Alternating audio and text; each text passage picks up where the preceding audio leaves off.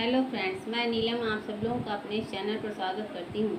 आज मैं एक कहानी सुनाऊंगी। अगर आप लोगों को अच्छी लगे तो लाइक, सब्सक्राइब और शेयर करिएगा और कमेंट्स करके बताइएगा कि आपको कैसी लगी।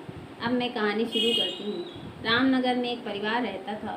उनकी एक बेटी थी जो बहुत ही आलसी थी, कोई भी काम समय से नहीं करती थी। घर में खाना खाती तो देर तक खाती रहती, देर तक सोती और देर से जागती थी। आलसी होने के कारण वो पढ़ाई भी ठीक से नहीं करती थी। उसके स्कूल से शिकायत आती रहती थी। इस बार इसको स्कूल से तीसरी बार कंप्लेन आई थी। उसकी माँ ने पिता को बताया कि उसके स्कूल से कंप्लेन आई है। ऑफिस से घर आते हुए उसके पापा बहुत परेशान थे। उसको कैसे ठीक किया जाए। स्कूल में मैम ने सभी बच्चों को ड्राइंग बनाने के लिए कहा। सभी बच्चों ने ड्राइंग बना ली। मैम ने उससे पूछा तो उसने कहा वो 5 मिनट में बना लेगी। मैम ने उसकी जगह पर जाकर देखा तो उसने अभी अपनी कॉपी भी नहीं निकाली थी। समय बीतता गया, वो बड़ी हो गई लेकिन उसका आलसपन नहीं गया।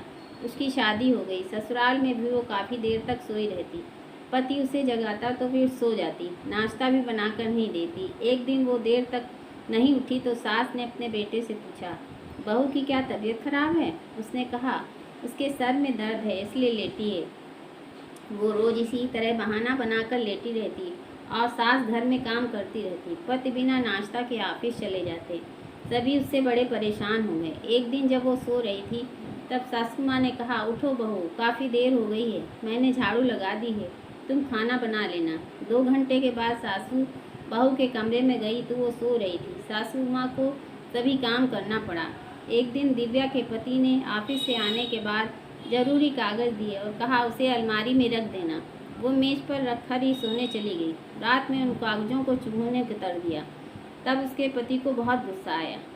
उसने सर पकड़ लिया और रोने लगी। मैं तो लुट गया, वो तो घर के कागजात थे। उसने दिव्या से कहा, अब तुम इस घर में नहीं रहोगी, तुम अपनी माँ के घर चली जाओ। अब उसकी समझ में आ गया था उसे आलस छोड़ना पड़ेगा। उसने अपने पति से और सास से माफ़ी मांगी। काफ़ी मिन्नतें करने के बाद दोनों ने उसको माफ़ कर दिया। अब दिव्या या उसके पति ने मिलकर छोले व भटूरे की शॉप खोल ली।